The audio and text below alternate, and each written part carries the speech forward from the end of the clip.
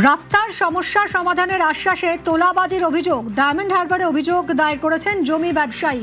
কি অভিযোগ জানাচ্ছেন তিনি, কথা বলবো আনিস উদ্দিন আমাদের প্রতিনিধির সঙ্গে। আনিস, একেবারে দেখো, ডায়মন্ড হারবার পুরসভার 16 নম্বর ওয়ার্ডের বাসিন্দা নারায়ণ চন্দ্র হালদার, তার অভিযোগ যে তিনি জায়গা জমির ব্যবসা করেন এবং সেই জায়গা জমি ক্রয় বিক্রয় করতে গিয়ে ডায়মন্ড হারবার পুরসভার 1 নম্বর ওয়ার্ডের একটি জায়গা কেনেন এবং সেই জায়গার রাস্তা নিয়ে সমস্যা হয় এবং সেই রাস্তা চলাচলের জন্য তিনি ডায়মন্ড হারবার পুরসভার ভাইস চেয়ারম্যান একেবারে রাজশ্রী দাস এবং ওই 1 নম্বর ওয়ার্ডের কাউন্সিলর দিব্যেন্দু হালদারের একেবারেই দ্বারস্থ হন।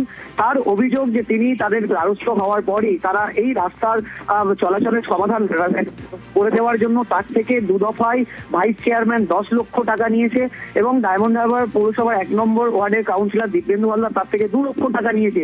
কিন্তু টাকা নিলেও দীর্ঘদিন চলে যাওয়ার পরও সেই রাস্তার সমস্যার সমাধান করেনি তিনি। এ নিয়ে কিন্তু ডায়মন্ড হারবার থানায় একটি লিখিত অভিযোগ দায়ের করেছেন। অন্যদিকে ভাইস চেয়ারম্যানের উপর ওটা অভিযোগ তিনি অস্বীকার করেছেন।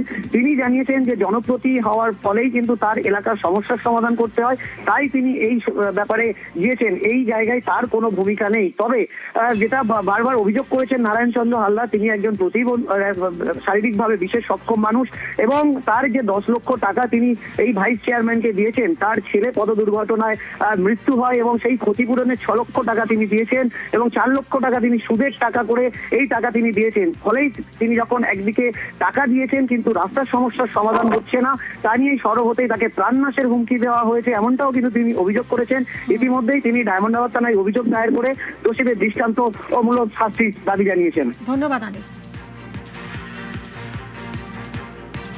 1 নম্বর ওয়ার্ডে একটা জায়গা নেই, তারপরে হঠাৎ করে দিলীপ নাইয়া বলে একজন এসে এই রাস্তাটা বলছে আমার, বলে দখল করার চেষ্টা করছে। আমি আগে সরাসরি 1 নম্বর ওয়ার্ডের কাউন্সিলর দীপেন্দু হালদার কাছে যাই, বলো ঠিক আছে আমি সমস্যার সমাধান করে দেবো, তুমি আমাকে 2 লক্ষ টাকা দিতে হবে। ওকে 2 লক্ষ টাকা দিলাম, দেওয়ার পরে ও দীর্ঘদিন হয়ে গেল কিছুই করেনি। রাজশ্রীর বাড়িতে গেলাম, 10 লক্ষ টাকা চেয়েছিল, যেমন আমার ভাইস চেয়ারম্যান। এখন কি চাইছেন? এখন চাইছি আমি রাস্তাটা ক্লিয়ার করে দিই আর টাকা পয়সাগুলো আমাকে ফিরিয়ে দিই। ওই নারায়ণবাবু যে বলছে, ওনার তো জায়গা নয়, এটা হচ্ছে বারবার ধরে আমাদের 16 নম্বরই ওয়ার্ডের কিছু মানুষ, 12 জন, তার মধ্যে আমাদের আত্মীয় আছে এবং পরবর্তী ক্ষেত্রে দেখা গেল ওরা যখনই বাড়ি ওই মিউটেশন বা করতে যায় ওই জায়গাটা ওরা করতে পারছে না, রাস্তাটা সমস্যা, রাস্তা নেই। তখনই আমরা যখন ওকে ডাকা হলো, এটা নিয়ে বারবার বসা হয়েছে এবং ও ভুল তথ্য পরিবেশন করে ও হচ্ছে গিয়ে এই জায়গাগুলো 12 জনকে বিক্রি করেছে। বললো রাস্তা এখানে করে দেওয়া হবে, তার জন্য আমরা সবাই মিলে টাকা দিয়ে ওখানে রাস্তা করা হলো। পরবর্তীতে দিলীপ নাইয়া বলে যার জায়গায় রাস্তাটা, উনি যখন এটা থানা পুলিশ ইত্যাদি যখন হলো, গন্ডগোল হলো, টোটালটাই কিন্তু উনি কিন্তু আমাদেরকেই ফাঁসিয়ে রেখেছে।